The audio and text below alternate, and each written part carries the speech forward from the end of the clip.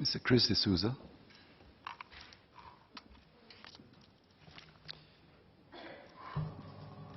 Sir, today we are debating an important topic. It will impact many people for many years, both in terms of care as well as in terms of costs. Many countries the world over are grappling with increased healthcare costs. In Australia, the Productivity Commission considered healthcare spending to be Australia's greatest future fiscal challenge, with its share in GDP rising from 6.5% to 10.8% in 2060. In Canada, a study by a non-partisan research institute projected a budget deficit due to increased healthcare spending and income transfers to seniors by 2045.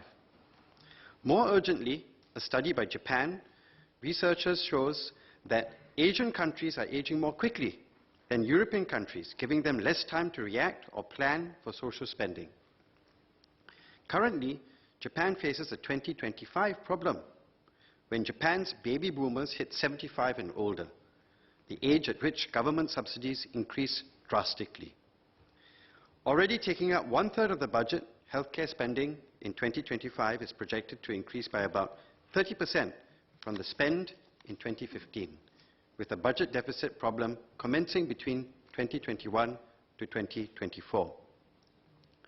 Even though our social support system here in Singapore is structured differently from these countries, funding healthcare remains a pressing issue, and lessons from overseas remain relevant to us. The demand for long-term care in the event of a severe disability will go up from 29,000 cases in 2014 to a projected figure of 69,000 by 2030. While private insurance that insures against disabilities focuses on making up for the inability to work, long-term care is often overlooked or neglected. This may be because the possibility of being disabled does not cross a person's mind. Sometimes it may be that there are other more pressing, urgent financial needs.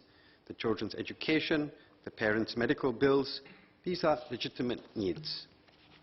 But when it comes to a national policy, budgeting for the nation, we cannot just focus on our current needs.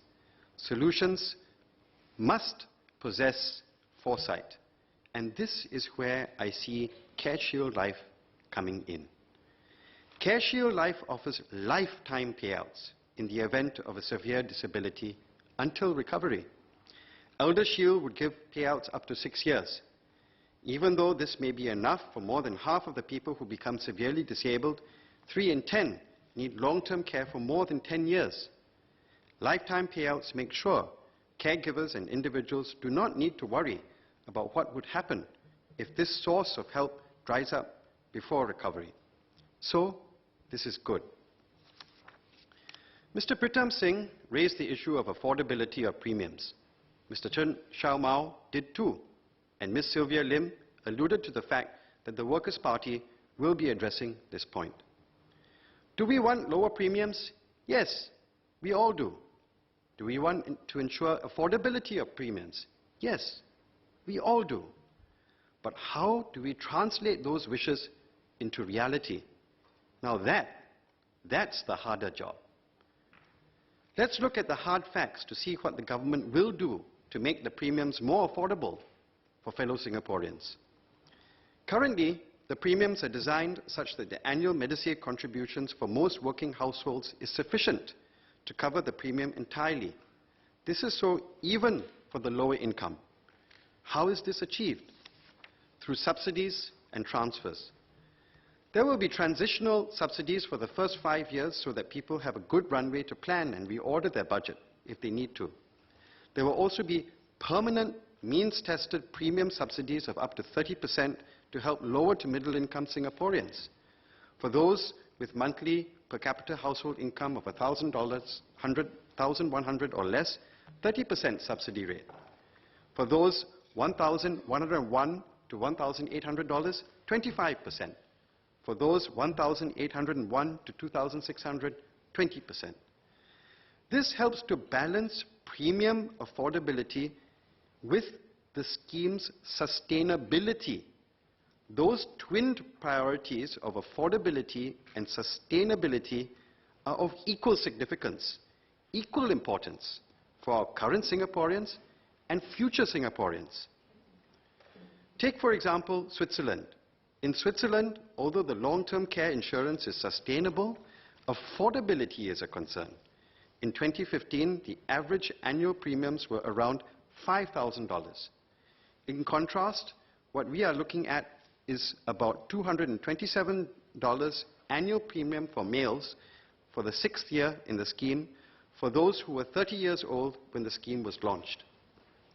Furthermore, unlike Japan, where premiums start at 40 years old but continue to be payable until death, premiums for CareShield Life are only payable during the working years of a person's life, from 30 to re-employment age of 67 years old. Here is another statistic to show what the government is doing to balance affordability with sustainability. The premium payout for those who become severely disabled for 10 years from age 67 to 76, the payouts received are about 12 times the premiums paid. And if the person was eligible for subsidies, payouts are about 18 times the premiums paid. Yes, we want to ensure that premiums remain affordable even in the future, but the slew of measures I have touched on so far provides a formidable and financially sound precedent for the people who will review premiums in future to consider. Essentially, I hope the message is that the government is stating today, what the government is stating today is to take care to ensure that there are measures in place to ensure premium reviews are done with caution and with a slew of measures to assist Singaporeans. And this is the way we do things in Singapore. Furthermore, the paper recommends additional premium support by the government beyond subsidies as the last resort to ensure that no one will drop out of the scheme.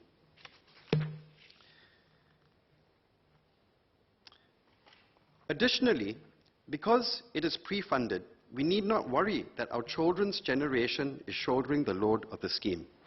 The effect of a smaller population will be minimized, and the scheme will be sustainable. While this is different from other countries such as Japan, South Korea, Germany, and Switzerland, where they use a pay-as-you-go system, this system is one that is more sustainable and equitable for long-term care, where the costs increase with the age of the cohort.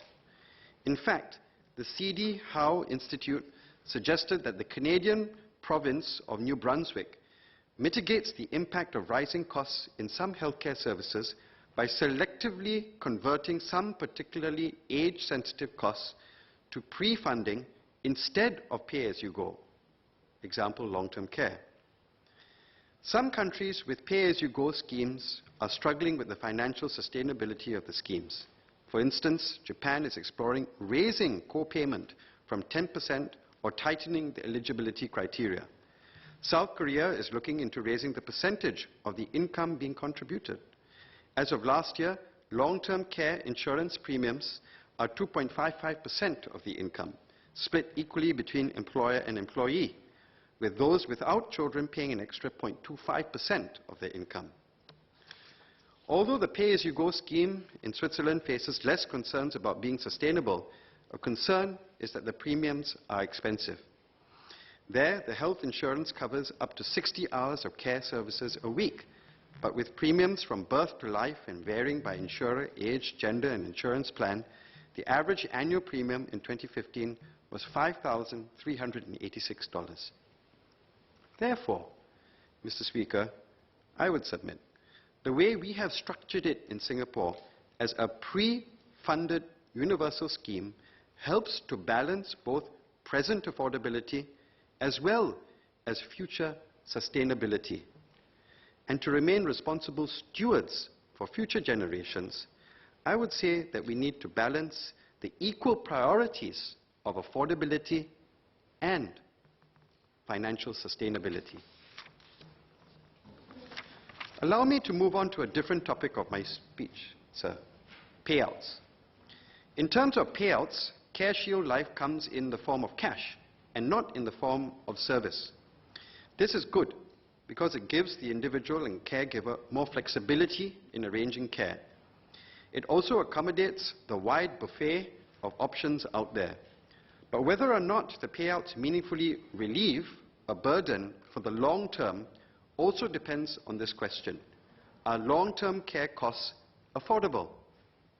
In April this year, although there was an overall decrease from 20% in 2014 to 9.6% last year, Singapore still ranked high in terms of medical inflation.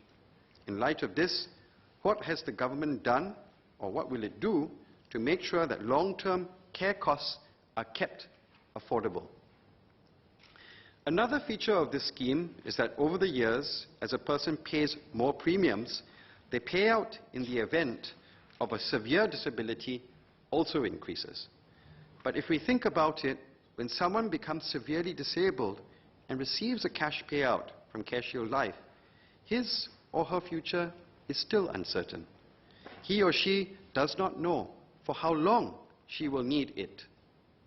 Assuming that general inflation is 2% per year, $600 now would be worth about $430 10 years later in what it can buy. Yes, it is good that the payouts can continue to a lifetime, but how do we ensure they remain sufficient in light of inflation? Medical inflation, I think, is higher than general inflation. Another question I have is whether the severely disabled from existing cohorts from CareShield Life will be excluded. I really hope not. If they never had a chance to purchase Elder Shield, arguably more than anyone right now, they need the support which CareShield Life is going to provide to the future cohorts. Another question I have is if a person recovers from his or her severe disability and no longer receives payouts, what happens to his or her premium after that? And at what level would the payouts be if the person fulfills the criteria at another time?